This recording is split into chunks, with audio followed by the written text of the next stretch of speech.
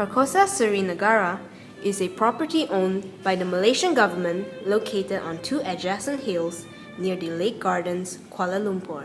This property consists of two mansions, Carcosa and Seri Negara.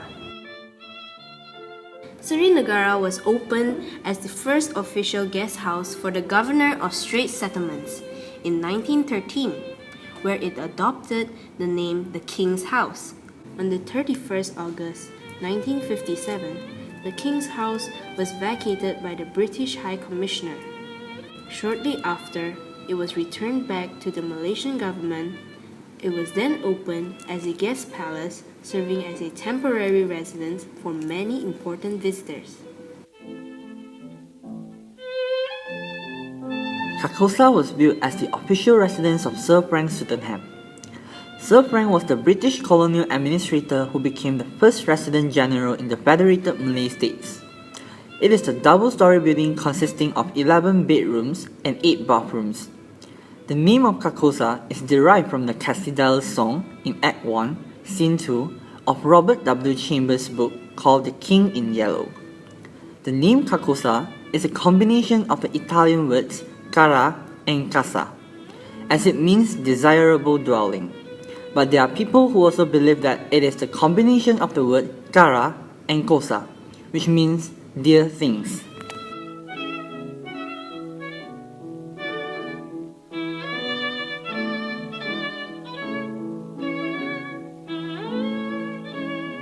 Carcosa possessed a rich and unique history. It all started in 1888 when Sir Frank Swettenham found a site in a jungle area and he fell in love with it. With the help of the architect, Sir Arthur Benison Harbeck, the construction of Carcosa began in 1896 and lasted for 2 years. Sir Frank Swettenham moved into the residence in 1904 and he passed away in 1946. With the Malayan independence in 1956, Tunku Abdul Rahman presented the deeds and lands of Carcosa to the British High Commissioners as a gift. In 1987, Carcosa was returned back to the Malaysian government due to some political issues. 2 years later, it served as the temporary residence for Queen Elizabeth II and Prince Philip during the Common Heads of Government meeting. In 1989, it was leased to a hospitality company. Carcosa was then served as a luxurious hotel for 10 years. In 2009, the 10 years leasing contract ended and Carcosa was closed for renovation.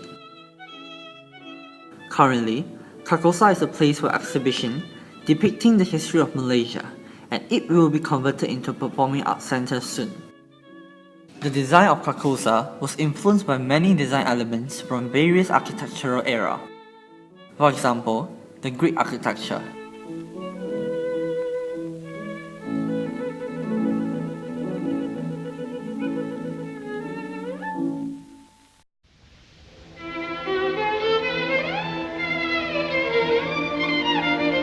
The pediment in Carcosa and Greek are quite similar, where both possess a triangular structure and supported by the entablature. However, the pediments in Greek architecture are well decorated by the sculpture. This is due to the difference in the culture as well as the purpose of the buildings. Hence, relatively less decorative pediments are found in Carcosa.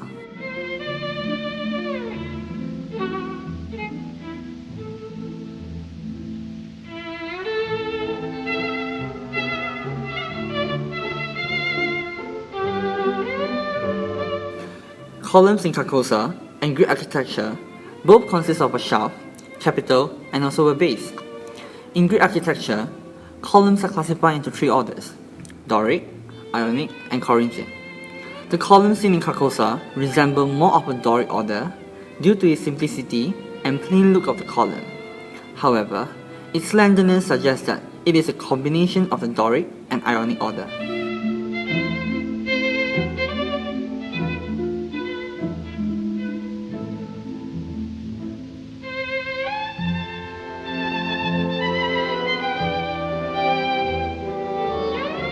Entablature is commonly found on the roof of a Greek temple.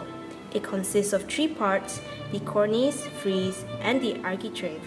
However, the entablature in Carcosa does not have an architrave.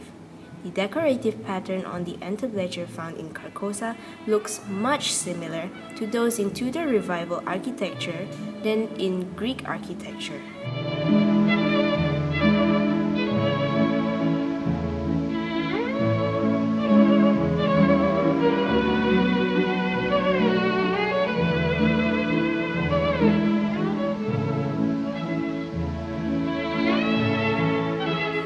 Viewing Carcosa from the interior, it shows a certain degree of symmetry. But if you try to imagine yourself looking at the exterior, viewing the northeast elevation, the building is actually asymmetrical. Greek architecture utilizes symmetry and proportion, such as the golden ratio, to design their buildings. This helps to construct a building which the entire urban centers is built on the symmetrical grid pattern as in a sense of rational orders.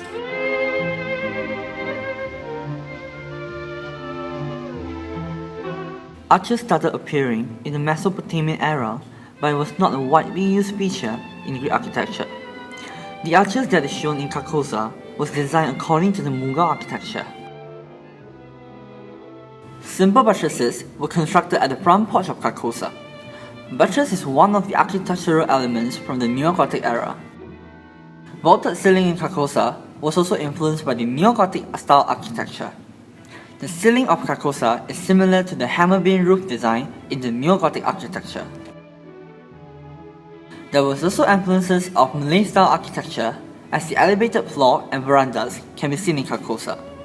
And the purpose of verandas was to allow ventilation throughout the building.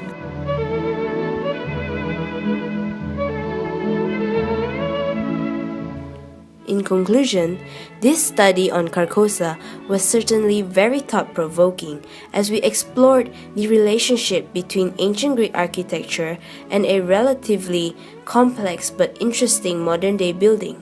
We learned to appreciate the integration of various architectural styles and cultural influences in the design of Carcosa, representing the mutual relationship between different constitutional powers in authority during the British colonial era.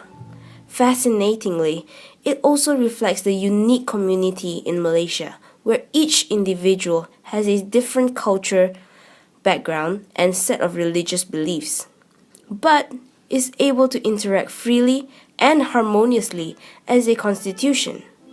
The very name Carcosa also resonates strongly in our hearts, giving us an amiable and familiar feeling of home as we take in the view and ambient of the building, living up to its given name as the desirable dwelling place.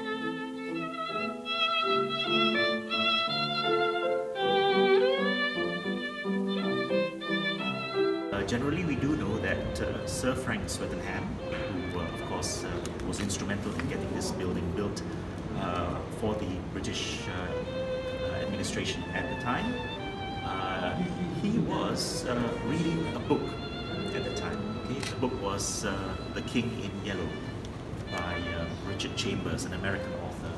So that was around 1895, and in that book, there was a mention of a place called Carcosa. Okay? And Carcosa is believed from that book to have come from two Italian words which are also Spanish. Okay? Cara and Cosa. So happens that I speak both Italian and Spanish, and I can confirm that Cara means deer and Cosa actually means thing. Okay? So Carcosa literally means dear thing. Looking at how they built this building in a very, very European style. Very European style. Okay. But Bangunan Sultan Adam Samad is noticeably very Islamic in style. Okay. There's a reason. The British were ruling the Malay states under treaties with the various sultans. Okay. Had to at least give face to the sultans. So one of the ways that that face was given is in the architecture. Okay, where it's an Islamic style because the sultans were Muslim, the majority of the people are Muslim. And even though at first, okay, the first draft of the design actually was a European style, and then along the way it changed into an Islamic style. This kind of architecture is really very British, very European. So it comes back to the fact that this was the residence for the British Resident General. The bottom part is largely a neo-Gothic or a Gothic revival kind of design statement. Okay? And you can tell from the pointed arches. Okay? Pointed arches is a bit more associated with Gothic design. It's a mix, it's a marriage of these two styles. Below is more neo-Gothic, and above, okay, as you go up, especially on the roof line there, it's actually, that's where it gets a bit more Tudor revival. Now if you look at pictures, old pictures of Carcosa, you will see that actually it was painted black. Okay, it's only recently that it lost its the black painted part.